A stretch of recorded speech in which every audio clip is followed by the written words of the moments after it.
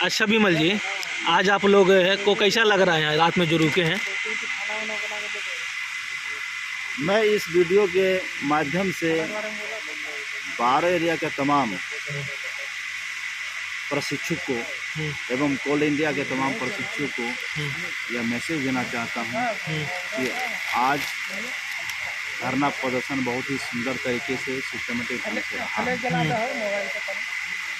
आज हम लोग रात में प्रथम रात है, आज हम लोग रात में रुके हुए हैं।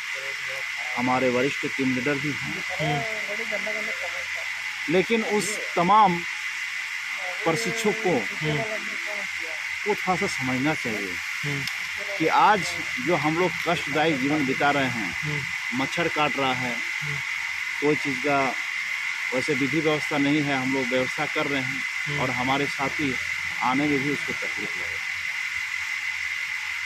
मैं चाहूँगा कि आप घर से निकलिए और अधिक से अधिक संख्या में प्रदर्शन में आने का कार्य करें। ठीक है, ये जो है आंदोलन आपके भविष्य के लिए लिया जा रहा है। आज अगर आज हम लोग मेहनत कर रहे हैं तो अपने लिए नहीं कर रहे हैं, आपके भविष्य के लिए कर रहे हैं। कल के डेट में अगर आपको नौकरी मिल जाएगा तो आप अपने परिवार को सुखी संपन्न कर सकते हैं। तो इसलिए मैं आप लोगों से आग्रह करूँगा कि अधिक से अधिक संख्या में धरना में आने का कृपा करें। धन्यवाद। चलिए पवन जी के पास चलते हैं। अच्छा पवन जी, आज का धरना कैसा रहा? आज का धरना हम लोगों का बहुत अच्छा रहा।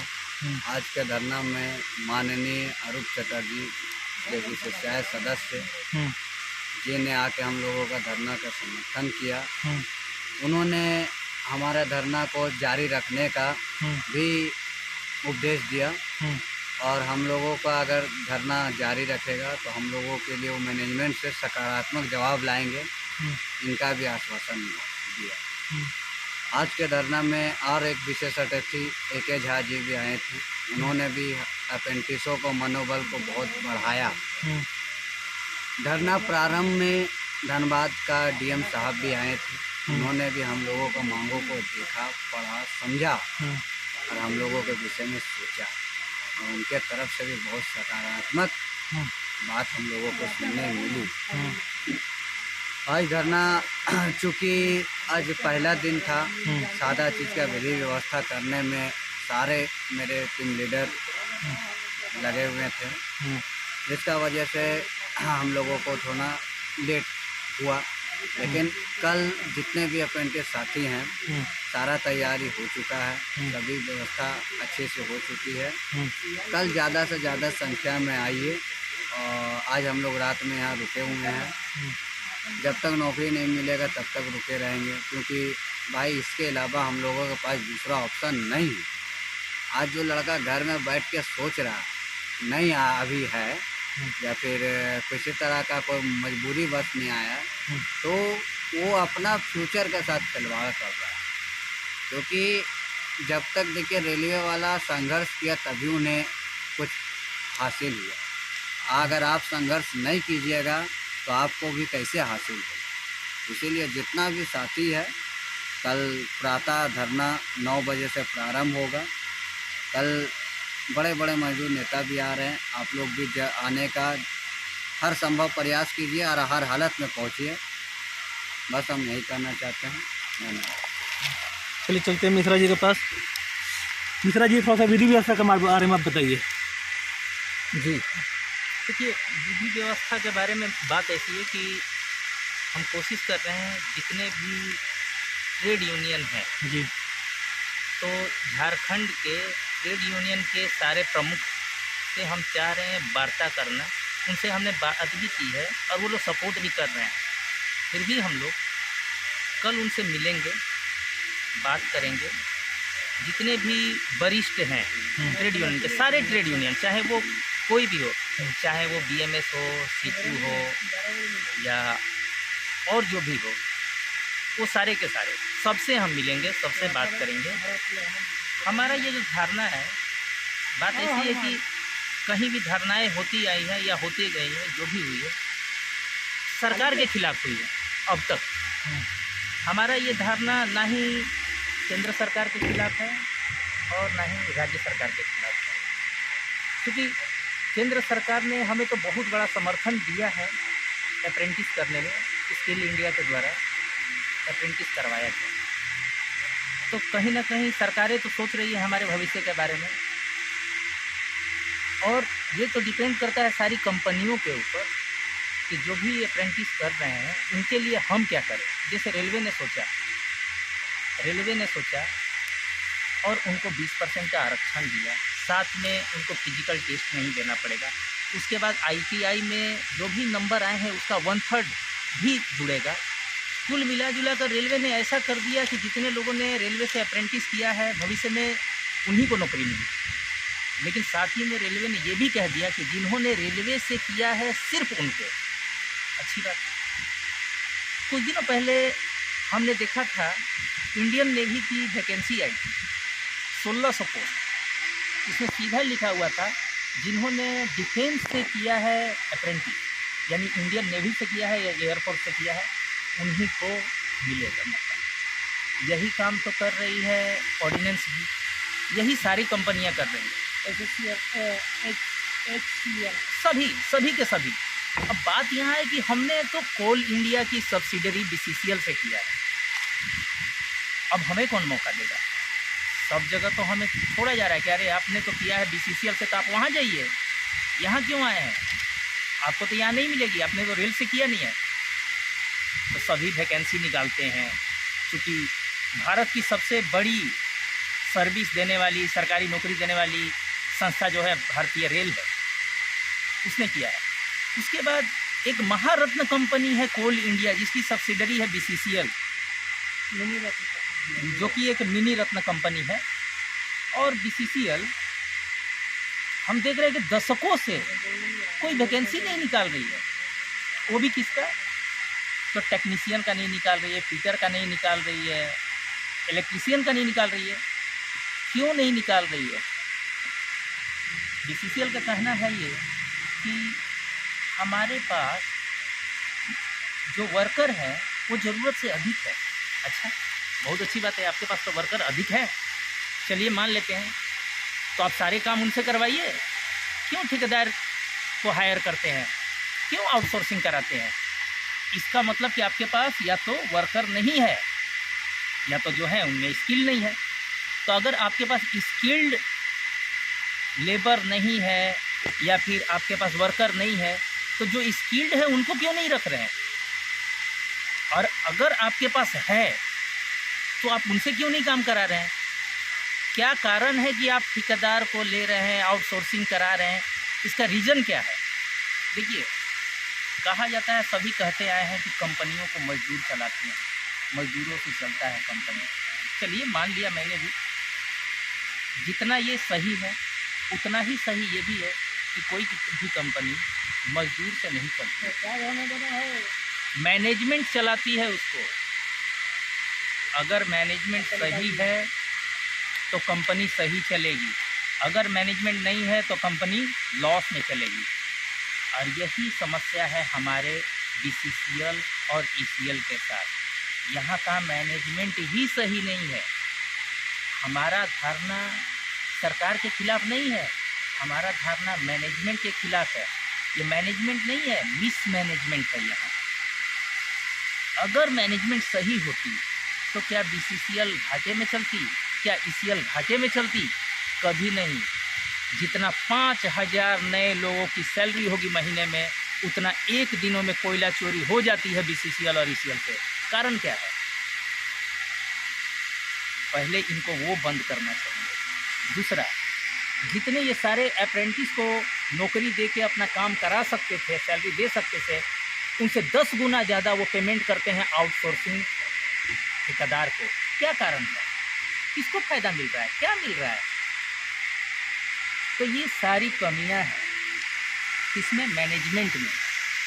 यहाँ सरकार में, ये में, वो में कोई कमी नहीं है, कमी है मैनेजमेंट में।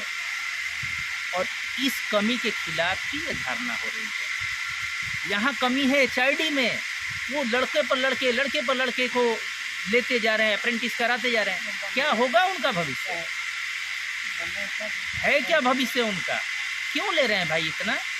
जब कहा जाता है जितना चादर हो उतना ही पैर फैलाओ।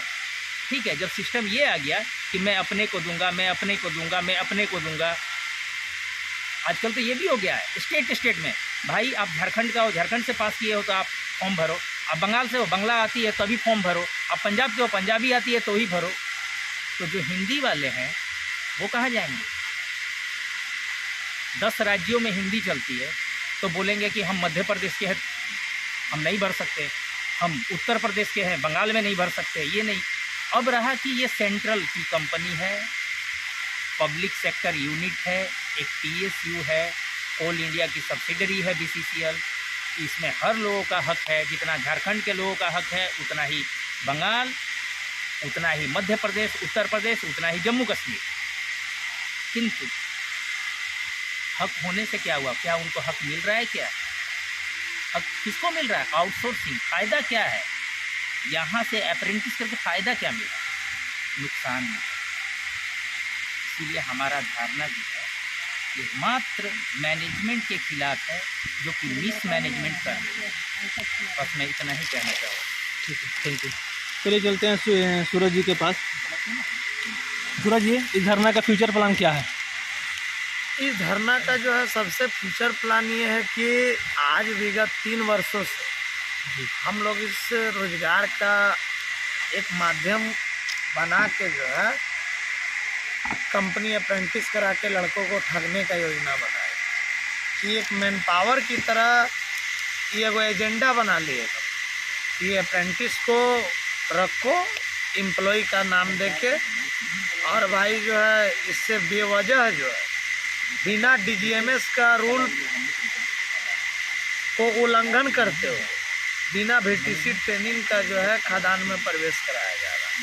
और जहाँ तक हमारा प्लान है इस धरना से कि हम लोग भाई रोजगार को लेके इतना लड़े कि अब हम लोग थक चुके हैं। हमारा जो मामला है ये यहाँ कोयला मंत्री से लेके चेयरमैन से लेके प्रधानमंत्री से लेके राष्ट्रपति तक चला गया, सब जगह से हरा झंडी मिल गया, लेकिन आज CMD कार्यालय और चेयरमैन कार्यालय से रुका हुआ है। और यहाँ तक बात है कि कंपनी हवाला देती है कि आपका एक्ट में प्रॉब्लम है, तो हम यही बोलना चाहते हैं कि क्या अप्रेंटिसशिप अमेंडमेंट एक्ट 1961 में ऐसा लिखा हुआ था कि आप भाई ट्रेनिंग कीजिएगा तो आपको भाई रोजगार दिया जाएगा? उसमें नहीं लिखा हुआ था। मैंने अप्रेंटिस एक्ट 1961 को और 2014 को दोनों का मैं चिंतन किया, इसमें कोई डिफरेंस नहीं। तो हम लोग को इस एक्ट के तहत जो है क्यों दरकिनार किया जा रहा है? सेक्शन 22 का 1 में भी उल्लेख है कि कंपनी जो है अपना वैकल्पिक व्यापार के लिए जो है अप्रेंटिस को नियोजन दे सकती है, नियोजन पर रख सकती है। तो मेरा मानना यह है कि कोल इंडिया इतना रिटायर हो गया पर्सन, 7.5-8 लाख कर्मी थे, आज जो है 2 लाख भी नहीं। कंपनी हर जो है कोल ब्लॉक खादान वासरिज को जो है लीज पे देते जा रहा, डेली नीलामी हो रहा, डेली उसका ऑक्शन हो रहा है, और डेली बड़ा आउटसोर्सिंग और ठेकेदार और दबंगों के हाथ में कंपनी चल रही है। तो कब तक ऐसा होगा? तो इसका मतलब हम लोग का कोई रोल ही नहीं है। जब आप एक ठेकेदार से काम करा सकते हैं तो हम तो भाई डबल स्किल लेबरर हैं, तो हमसे क्यों नहीं आप काम कराइएगा? हम जो है चैलेंज करते हैं कि हमारा अप्रेंटिस को मौका दे, जो कंपनी का उत्पादन लक्ष्य है उससे दोगुना हम लोग करके दिखाएंगे। जो कंपनी का उत्पादन लक्ष्य जो है उससे हम लोग दोगुना करके दिखाएंगे, लेकिन हम लोग अप्रेंटिस को मौका दे। क्योंकि आज जो है कंपनी में इसलिए घाटे में जा रही है, बेचना पड़ रहा है, आउटसोर्सिंग का शरण लेना पड़ रहा, क्योंकि इसके पास नॉन एग्जीक्यूटिव कैटेगरी या कोई है ही नहीं। सब फॉरमैने बन गया, सब GM बन गया, सब मैनेजर बन गया, सब एग्जीक्यूटिव रैंक में। जो जनरल रैंक वाला जो काम है कैटेगरी 1 लेबर का, वो तो आउटसोर्सिंग करता हो, तो ठेकेदार कराता है। तो हम लड़कों से यही गुजारिश करना चाहते हैं कि आप भाई तन मन धन लगा के, आज हम लोग रात 12 बजने का समय चला जा रहा है, हम लोग मच्छर के बीच इतना जो है हम लोग कष्टदायक ज़िंदगी इसलिए कर रहे हैं कि भैया हमको रोज़गार चाहिए। तो सभी लड़कों को इसमें भाग लेना है, और सब कोई को तभी रोज़गार सुनिश्चित होगा, क्योंकि भाई एकता में ही बल है। आज जो है इतना लड़का क्यों है? हम चाहते हैं जब हर BCCL का अप्रेंटिस रोजगार के लिए खड़ा यहाँ पर होना पड़ेगा उसको, क्योंकि रोजगार लेना है उसको, कोई हम लोग दिला नहीं देंगे या हम किसी का टेंडर नहीं ले रखे हैं। रोजगार आके लड़िए और लीजिए। सबसे हम गुजारिश करना चाहते हैं कि कल का जो है प्लानिंग आपका सिद्धार्थ गौतम जी जो माननीय JBCCI सदस्य हैं और भारतीय ITI अप्रेंटिस संघ छत्तीसगढ़ से सुशील निर्मलकर जी का आगमन होने जा रहा है।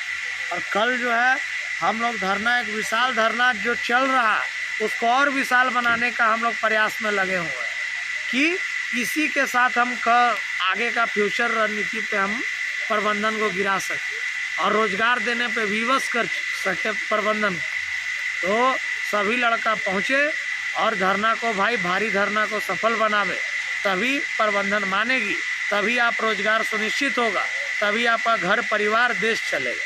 धन्यवाद। चलिए चलते हैं सुनील जी के पास। यहाँ की व्यवस्था के बारे में बताइए सुनील जी। यहाँ का जो व्यवस्था है अभी तक तो ठीक है और लगभग तो व्यवस्था अच्छा ही है। पानी पीने का पानी, खाना, सारा व्यवस्था अच्छा ही है। हम एक ही बात कहना चाहते हैं लड़कों लोग से जो घर में बैठे हुए हैं और सोच रहे हैं कि जो धरना चल रहा है तो हम लोग को अगर निर्णय आएगा तो हम लोग का भी हो जाएगा, तो ऐसा होगा भी नहीं ना होने वाला। जितने लड़के सब अभी जो हमारा वीडियो देखेंगे, चाहे देखने वाले होंगे, उन लोग से यही गुजारिश है कि आप लोग आएँ और धरना को सफल बनाएं। अगर आप लोग नहीं रहिएगा तो धरना असफल साबित होगा। इसी के साथ अपने शब्दों को विराम देना। धन्यवाद।